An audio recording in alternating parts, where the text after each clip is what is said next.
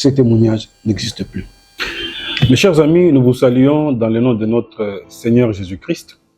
Nous nous retrouvons encore une fois de plus dans le cadre de nos partages évangéliques dans la plateforme Jésus-Christ te cherche. Aujourd'hui, bien aimés, nous voulons partager très courtement un sujet qui est peut-être même une inquiétude aujourd'hui. C'est la disparition de témoignages de conversion dans nos églises, dans les milieux chrétiens.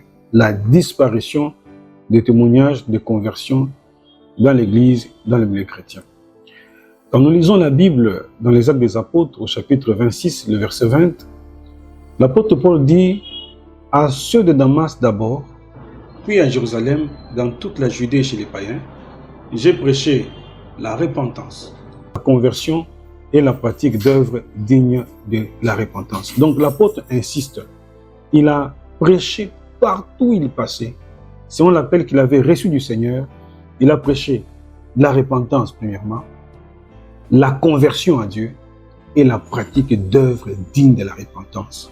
La pratique d'œuvres dignes de la repentance. Et lorsque nous observons l'évolution de nos églises locales, la foi comme elle évolue aujourd'hui, le constat est regrettable parce qu'en fait, on constate que les témoignages de conversion, à part des personnes qui ont soit fait l'expérience d'une mort imminente, ou qui sont décédés ramenés à la vie par le Seigneur, ou qui ont été profondément ancrés dans l'occultisme comme ça, on a commencé à les considérer comme des personnes particulières et que c'était à eux seulement qu'il appartenait de faire des témoignages de leur conversion. Mais anciennement, dans nos églises, tout frère, toute sœur qui se convertissait avait un temps où on lui passait la parole pour dire, pour donner, je veux dire, le témoignage de sa conversion.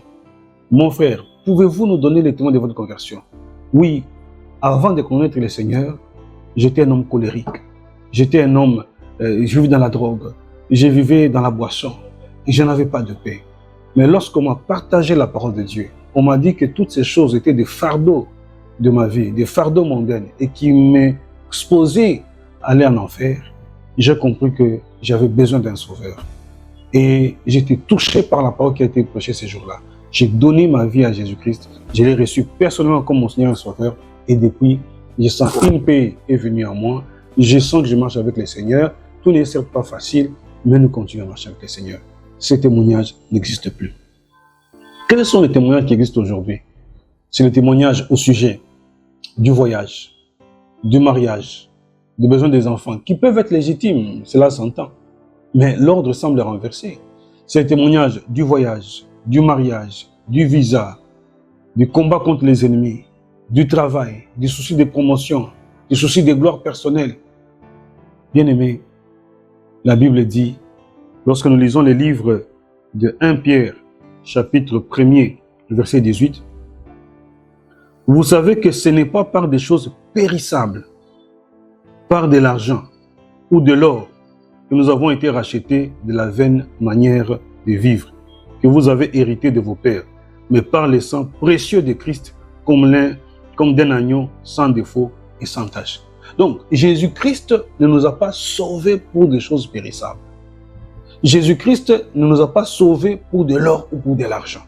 Même si les gens disent que l'or et l'argent lui appartiennent. Les païens ont l'argent, les païens ont l'or. Les choses périssables, les païens les ont aussi. Mais ce que les païens n'ont pas, que les chrétiens ont, c'est la vie éternelle en Jésus-Christ.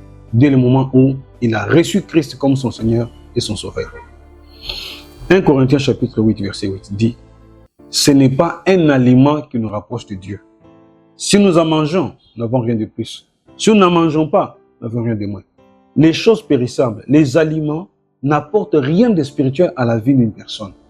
Et donc, ce sont les choses de la vie véritable que nous devons professer, confesser, et ramener les témoignages de conversion dans nos églises.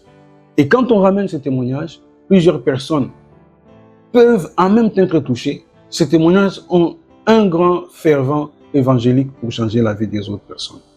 Terminons par ce passage de 1 Corinthiens chapitre 15, verset 19 qui dit « Si c'est dans cette vie seulement que nous espérons en Christ, nous sommes les plus malheureux de tous les hommes. Si c'est dans cette vie seulement que nous espérons en Christ, nous sommes les plus malheureux de tous les hommes. Pourquoi? Parce que nous aurons accepté un Jésus qui nous offre les choses périssables, mais qui ne nous amène pas au ciel, parce que nous n'avons pas besoin du ciel.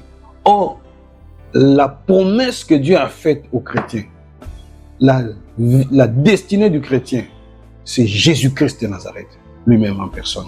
Nous sommes une fiancée, et la fiancée est destinée à vivre avec l'époux, le mari, c'est Christ qui revient bientôt. Que Dieu nous aide à comprendre cela et à ramener les témoignages de conversion dans nos églises, dans nos moments dans le lieu de prière, en redonnant la parole à des frères qui veulent témoigner comment ils sont devenus chrétiens et comment Dieu les a délivrés des liens de la masturbation, de la drogue, de la cigarette, du mensonge, des fétiches, de l'occultisme, du vol, de la corruption et tant d'autres choses. Jésus revient bientôt. Préparons-nous à cela et que Dieu nous aide. À la prochaine.